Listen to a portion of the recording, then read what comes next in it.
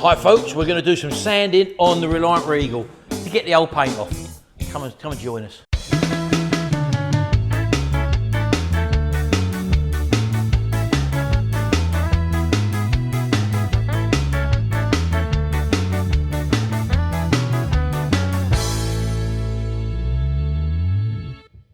Right, well, now's the time to do a little bit of work on the bodywork. I've still got other work to do on the chassis. I'm waiting on some spare parts, the fuel pipe and some clips and stuff. So until then, I thought I'd come down Jimmy's unit and actually have a look at the bodywork here and to see how much preparation we're going to need for it. So let's just have a closer look and I'll show you what we've got to deal with.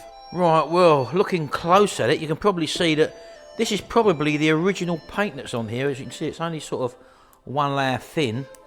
And the grey underneath obviously is the actual fiberglass gel coat by the looks of it. And I need to get all the paint off because we need to sort of show stuff like this. This is like sort of stress cracks, for example, in the gel coat. And these I will have to sort of just grind out a little bit, just so that we can actually apply a new either resin on it or whatever, just so that we can actually cover these up. Because if we just filled them and painted over them, they will again start to come through. So we've actually got to get rid of them and deal with them. And as you can probably see all the way down the line here, it's all pretty much the same. The original one coat of paint is all that we've got to deal with. Some of these have been really painted many times, but we're pretty lucky in this aspect. And you can see at the front here, where if I come around here, you can see where other people have had a go in the past and sanded down there. And he's actually gone through the grey coat there, whatever that is, and you can actually see the fiberglass underneath there. We may or may not do something with that with regards to putting layers back on there or whatever. I'm not too sure yet, but we'll play that once we've get everything off and we can see where we are. And then we'll take it to the next stage and actually identify all the pieces that need our attention.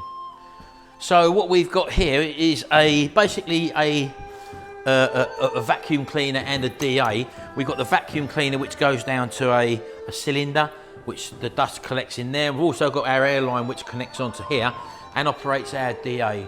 And you want to be using the DA or your hand when sanding this. I've seen before when people have been doing fiberglass work and they've used like a rotary grinder, in other words something like this. You know, I've seen people use these with the sanding disc on, and these obviously, as you know, spin at high speed, at high torque, and they've actually gone and sanded off and accidentally, because of the power of these things, actually sand through the actual fiberglass as well. So this isn't the thing to use. You really want to be using a DA or your hand or something like that. So as we haven't got too much to do here, I'm going to be gentle with this anyway, and I'm going to be using the P80 Grip Merca papers.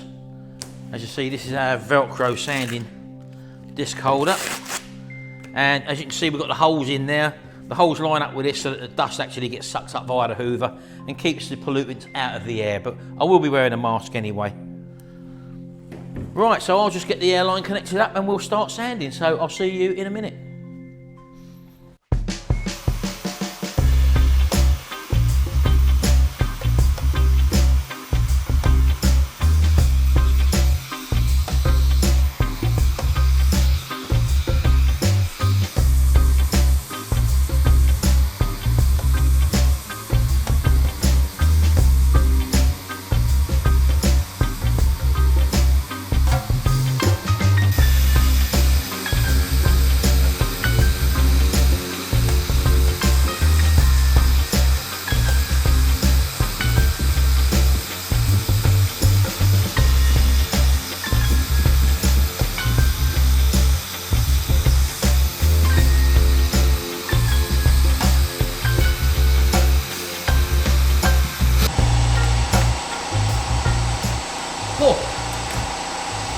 Okay, that's where we're up to at the moment. We've just done one strip there, all these edges in here I'll be able to finish off by hand. The main panel, as you can see now, is done, and what we'll do once we've actually done this, we'll go over this with a wax and grease remover, clean it all off, and then hopefully we should be able to see our little spider cracks, which we can then get our Dremel tool and just dig out, make a little channel to get rid of the cracks, and then we'll be filling them again with the actual fiberglass resin. So I'm going to carry on now and see if I can clear this roof area, do a bit more sanding, and I'll see you when I've done that.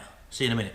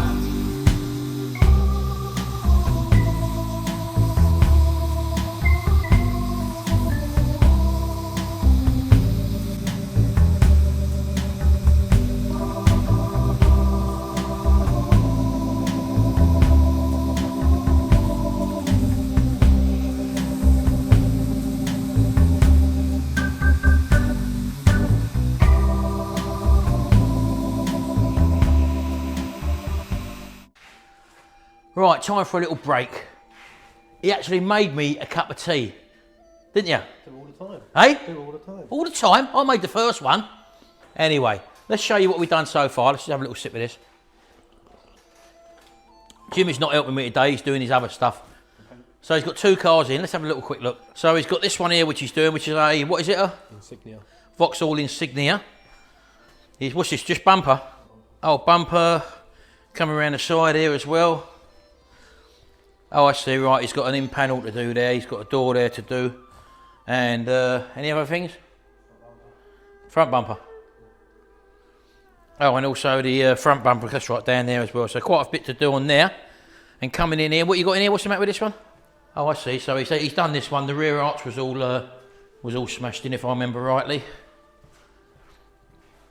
Oh, that's right. Yeah, down there it was. You can't see it. Down there, you had a big crease line on the actual bend as well. So he's actually done that as well. That's just being buffed up and cleaned at the moment. Right, what's up with that one out the front? Dent in the driver's door. And that's that one out the front there. As you can see, it's raining outside as well. He's got that one to do as well.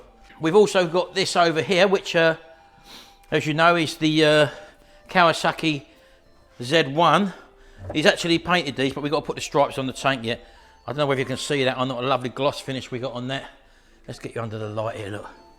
Again, these have just been sitting in here. They're dusty at the moment, but that's original Kawasaki colour there, and very dusty at the moment, as I say, but they've still got to be cut back, and obviously the badges have got to go back on these once they've been buffed up, but yeah, looking very nice. The actual decals for these are about £60. Now, we did try using pinstripes. We had some cheap pinstripes, what we bought for sort of £4.50, gold and green stripes, and the trouble is that when you was actually getting the turns is where the actual problem lies. When you buy the proper decals, they're that wide and they've got the tight bends, they're actually cut out of an actual panel. What? Oh, he's got the decals here, look. So as you can see, yeah, £60 there. That's the tank one. Yeah, as you can see, that's the tank one there, which isn't a problem. The problem comes is when you're doing these tight curves. I don't know if you can see that, can you? Really tricky to get, so the only way was to get the proper decals, and that was the way to do it anyway. Anyway, that's enough of that, because this is a Reliant Regal video. This is a little interlude, call it a little interlude. There you go.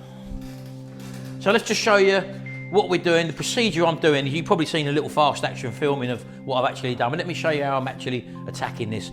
The bit I've done now has probably taken me about an hour, so I'll show you what I've actually done in that hour. Right, so as you can probably see, I've done all of this panel there, and I've done about a quarter of the actual middle panel. But what I've also done as well is I've actually gone around the edges with the 80 grit as well. So everywhere basically, and also down in these seams here and along the seam front, because once I actually finish a panel, I don't really want to have to go back and do little bits to it sort of thing. So the work's actually done. And I don't know whether you can actually see there, look, under that single layer of paint, this must have been done at the factory, is they obviously had chips in it, but they've actually put their own little bits of body filler in, look. And on the corner there, look. So obviously damage in production, so to speak, and they've actually done the repair work underneath, because I don't think this would have been stripped down. As you can see, this is definitely original paint on there. So, but yeah, as you can probably see, all the way along there, again, all been done. Inside the channel there, all the way along, that's done by hand, by the way. I've done that by hand with 80 grit, and just leaving the main body of the panels to do by the sander. So as you can see, I attack it in a sort of methodical manner, just sort of chopping bits out at a time. In other words, start from here now, and I'll work on that area there, and then I'll move along that area there until I chip along at it, and that's the way I'm actually attacking the panels. And whether or not you can probably see or not, I'm using 80 grit, and don't try and do everything with one sheet of paper. Buy yourself a box of these, for example, because they do wear out pretty quick, and you know that they're wearing out by when you're cutting sort of thing. They sort of don't start to do anything, because you're doing most of the application around the sort of edge of the actual DA, that sort of area. I know a lot of people say keep it flat, but you keep it flat, you're not really doing no work. You do have to put a little bit of angle into it, and you'll find that when it actually goes down, you can see the different layers. You're not cutting into the actual gel coat. You can see it disappear, and then you move on and then do the next bit basically. So it's a little procedure you get yourself into. and it's going to take a bit of time. So this is just a little update vlog, obviously, about sanding. You don't want to see me sand a whole lot of it down, so when I finish the roof, or when I've got something more to show you, I will show you, and I'm going to be spending the next few hours just doing probably this roof alone. So anyway, just a little update to show you what we're doing now on the Reliant Bodywork. More to come, obviously, a bit more sanding in the next video probably, and a bit of preparation and all that, because what I'll do after this, once I've gone over it with the 80 grit and got all the old paint off, I'll then be going over it again with probably 180, something like that, or 220, just so it's ready for priming. But what I will be doing before I do that, we'll be putting an Adhesion Promoter coat on once I've 220'd everything. So, and obviously then look for the little spider cracks before we do that, repair all the bodywork. It will take the Adhesion Promoter then, and then we can obviously go on them and get it all primed. So anyway, I'll see you in the next video. And until then, bye for now.